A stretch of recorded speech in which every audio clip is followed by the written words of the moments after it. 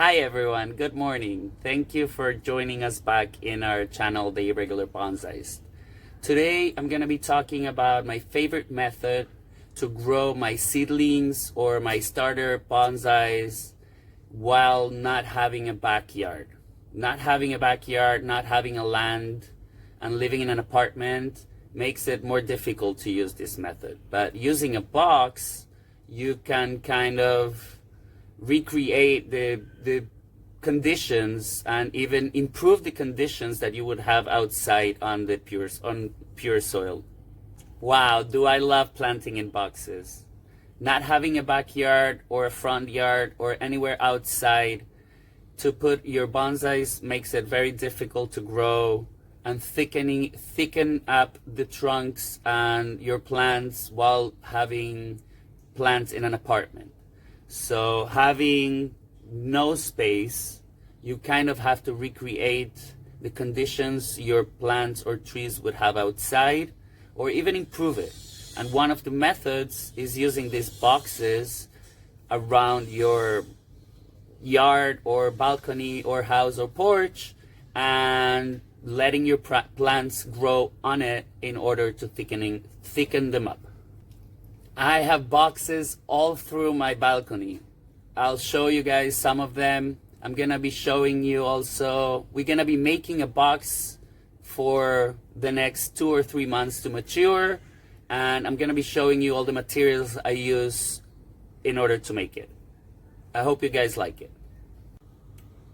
But before that, I'm gonna remind you all that I won't know if you guys like the content or not if you don't like and subscribe. So please like and subscribe in order for me to know if you like the content. You can also write on the comments of the videos if you're interested on doing something on the same subject so we can do updates about it. Anything you guys want, I'm up for it. This is some of the material, the plant material I collected for today's video. This is Fluffy. Fluffy also donates to the compost. That's Fluffy's litter that we change once a week. And once a week, all of these sawdust and rabbit poop goes into a compost box. This is the cemetery area. This is where bonsais, unsuccessful bonsais, come to die. And from here, they get moved to a box.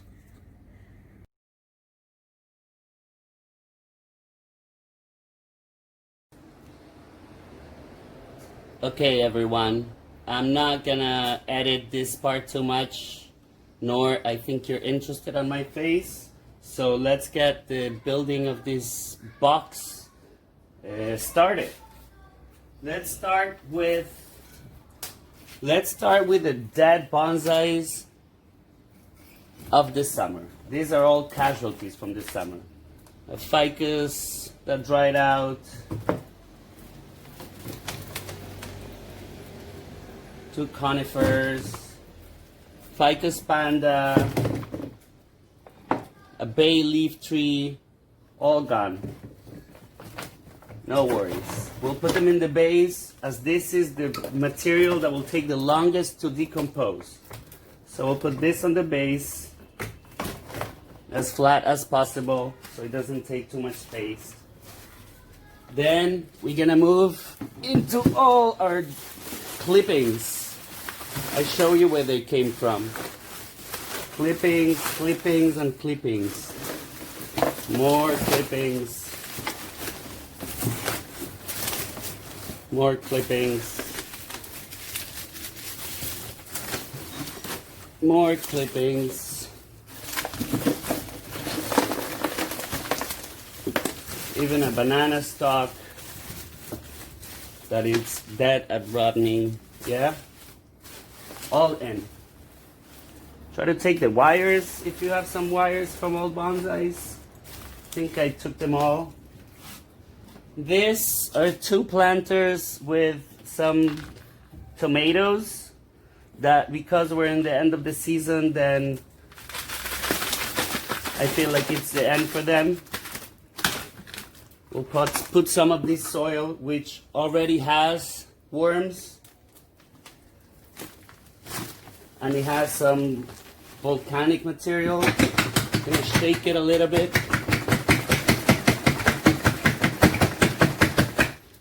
So some of that material seeps into the box. Although with the first watering, it's all gonna go in. Okay? Fine. Now we're gonna go into Fluffy's donation for the box. Rabbit litter box. In. Full of nitrates, full of rabbit poop, which is all organic, all vegetarian. Doesn't get better than this for plant food. All right. Now we're gonna put our second planter with our dead tomato. Some more clippings.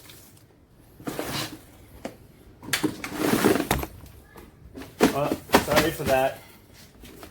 Sorry for the shaky. Let's put this tomato plant. And some more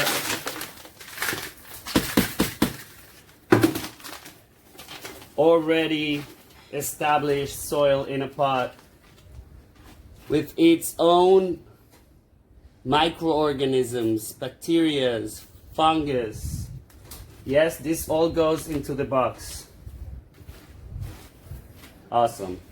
We're almost done. Don't forget that this is gonna probably lose a third of the volume in the first month.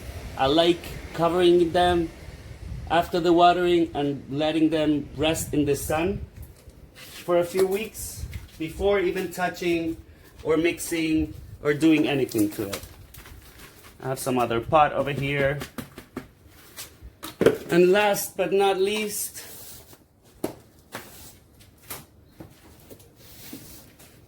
we're gonna open a bunch of holes, put all our kitchen scraps right here.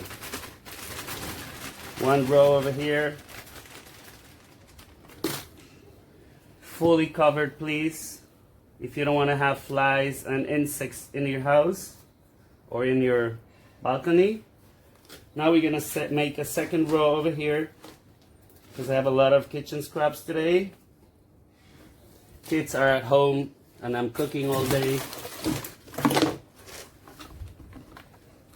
Put these scraps, something of everything, bury it, cover it.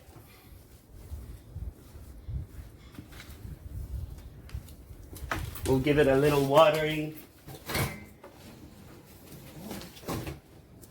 And finally, I went into my old boxes, even though they're all covered. I managed to dig at least 30 worms and some eggs to start whatever, because I didn't know if we were gonna have worms or not. So I hope you can see it. I dug some worms, and now we're gonna let them do their thing. Little watering.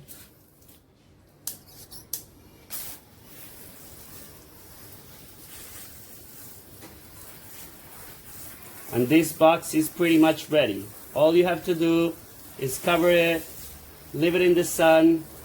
Maybe in 3 weeks, you can poke a little bit and see what's going on. Maybe stir a little bit.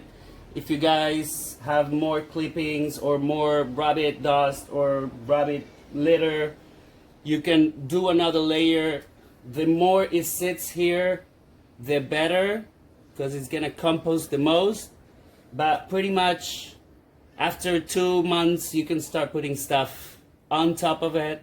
And by the time the roots get to this, which is the richest soil they will ever see in their life, then this soil should be ready to be used.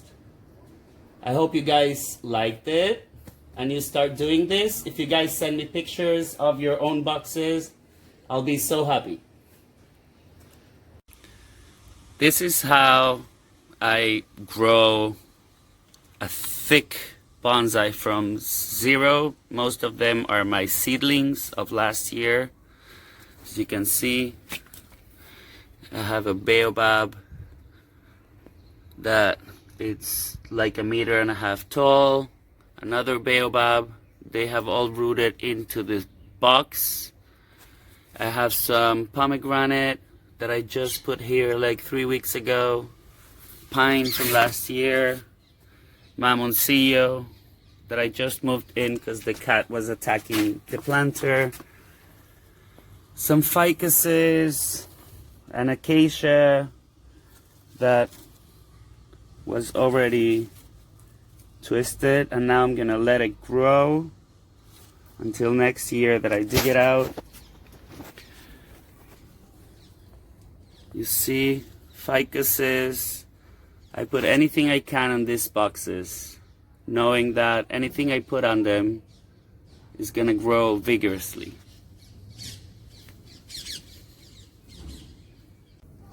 And to do a final recount of what we did, we prepared a box. I showed you guys all the materials.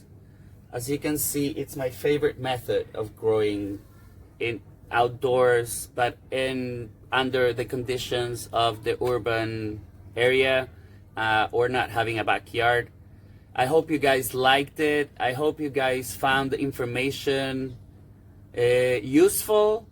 I hope to hear from you. I hope you guys leave some comments and let me know what's going on with you, if you guys use this method, if you guys don't, pros and cons.